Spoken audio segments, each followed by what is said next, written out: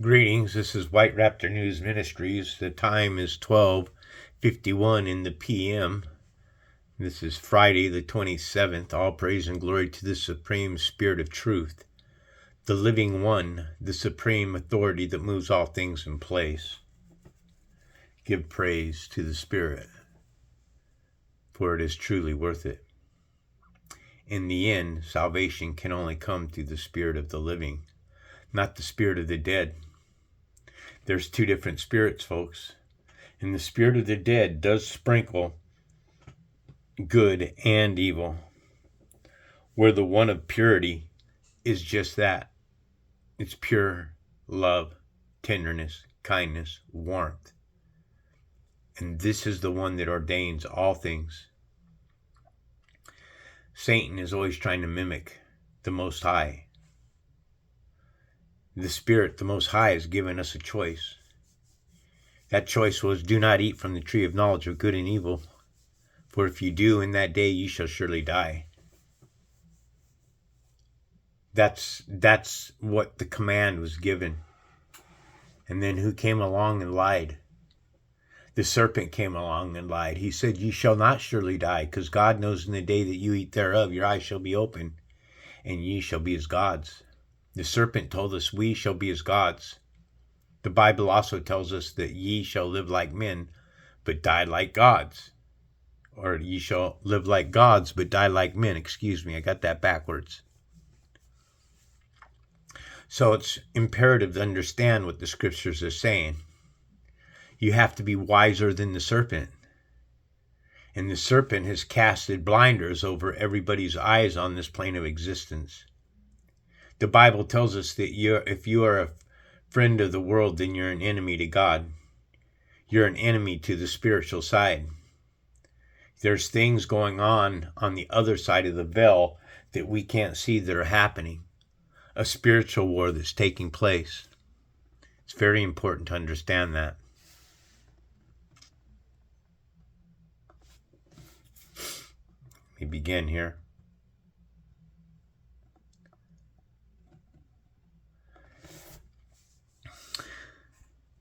The ark brought to Jerusalem. David again brought together all the able young men of Israel, 30,000. He and all his men went to Baalah in Judah to bring up from there the ark of God, which is called the name of the Lord Almighty, who is enthroned between the cherubim on the ark. Okay, I just got to bring this picture up for you. Give me 1 second. Okay, folks, this may be a little bit over your head to comprehend, but this is the cherubim, the left and right hemispheres of the brain. When Moses splits the Red Sea, it's the arterial artery that goes through the brain, the largest artery in our body. It's probably about the size of your thumb. That's what feeds the brain. It's oxygen. So when they're building the Ark of the Covenant, that Ark of the Covenant has everything to do with spiritual regeneration. Is there a physical ark that was created and built? Yes. But if there was a physical ark that was created and built, that's called idolatry. That's idol worship. That ark is idol worship. The slave masters and those are completely aware that this is what they're talking about inside of the Bible. Remember, this is a Bible of riddles. This is the God brain, the left and right hemispheres of the brain. This here is the cerebellum, which is the man brain. This is where our ego resides. It's the 6th chakra. The God brain is the top chakra, the 7th chakra. So it's important to learn these stuff. There's a channel out there that you could go out and check out. It's called Lifting the Veil. He has a great deal of information about the brain, far more than I could bring you. The information that I bring is all of the Bible. I bring you mostly scriptures. But I've been doing this for years now, tying all these things together. Also, if you look closely right here, this is also Gamesh, another god. The god with the elephant horn, that's what that represents. You see, this is the Indian god, Ganesh. Looking very closely at the pictures, I keep trying to tell everybody and show you this information. Okay? There are better pictures that come to more. It has the ears over here and everything, but they've cut that portion of the picture off. You have the large elephant ears right here, and the tusk has been cut off a little bit too. The tusk comes down a little bit further.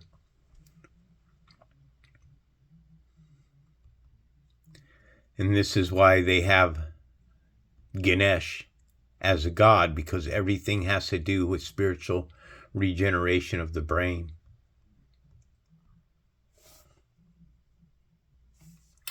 They set the ark of God on a new cart and brought it in front of the house of Abinadab, which was on the hill. Uzzah and Ahio, sons of Abinadab, were guiding the new cart with the ark of God on it, and Ahio was walking in front of it. David and all Israel were celebrating with their might before the Lord, with consonants, harps, lyres, timbrels, sistrums, and cymbals. If I remember correctly, this is when the ark falls over and one of the sons try to catch it from falling to the ground, and the Lord strikes him down.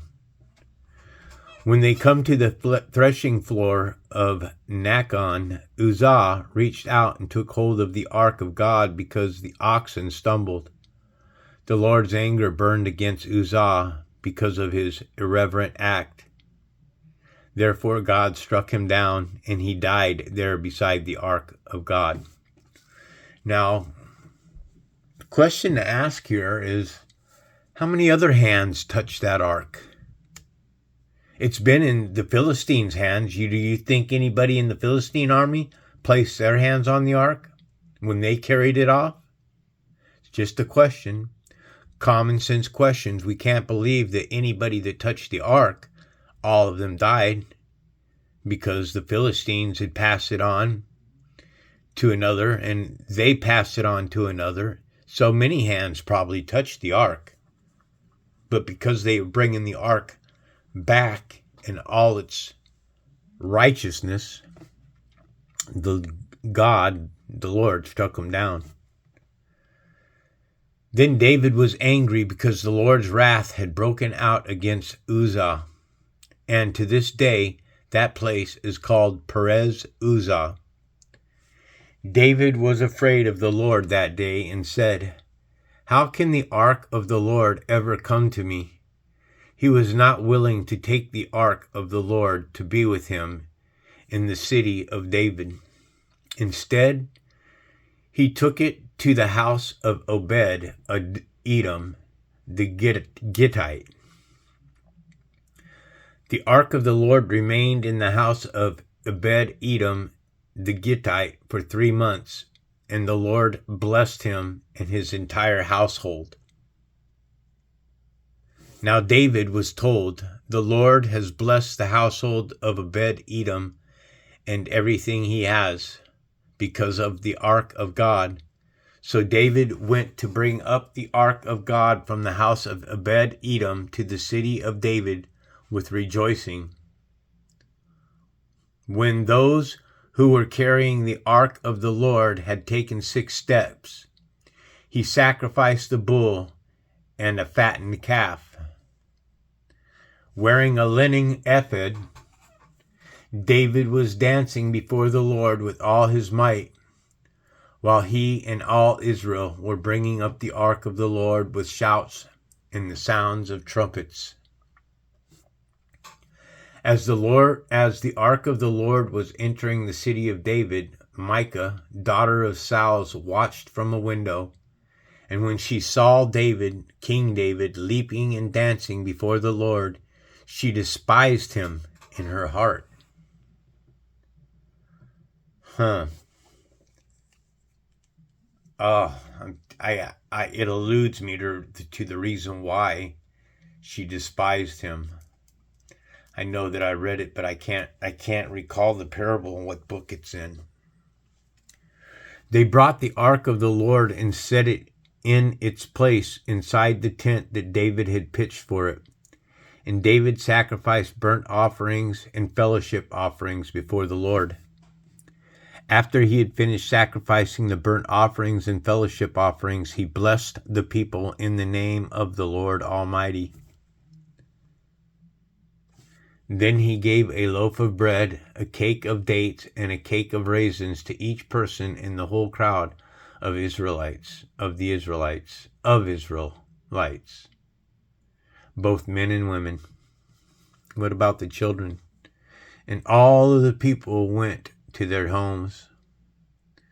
When David returned home to bless his household, Micah, daughter of Saul, came out to meet him and said, "How the king of Israel has distinguished himself today, going around half naked in full view of the slave girls of his servants, as any vulgar fellow would." And that the answer why she's pissed. David said to Micah, "It was before the Lord who chose me rather than your father or anyone from his house when he appointed me ruler over the Lord's people Israel. I will celebrate before the Lord.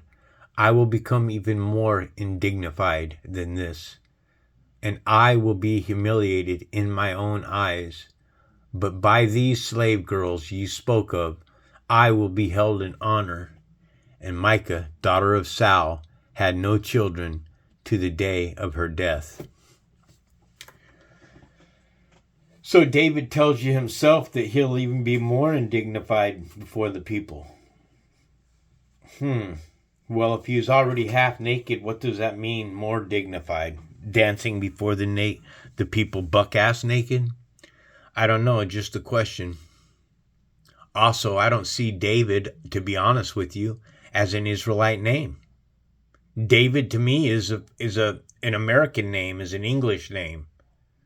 Then where does it come around, the true name of the Hebrew children? There's not a Hebrew name, folks. So I want you to consider that as well. Who is David? So is it the same thing where they changed Yeshua or Yahushai into the name of Jesus, an English name for the Gentile? Because David is absolutely 100% not Hebrew. Keep that in mind when you're reading the Bible. All praise and glory to the Supreme Spirit of Truth, the Living One. This is White Raptor News Ministries.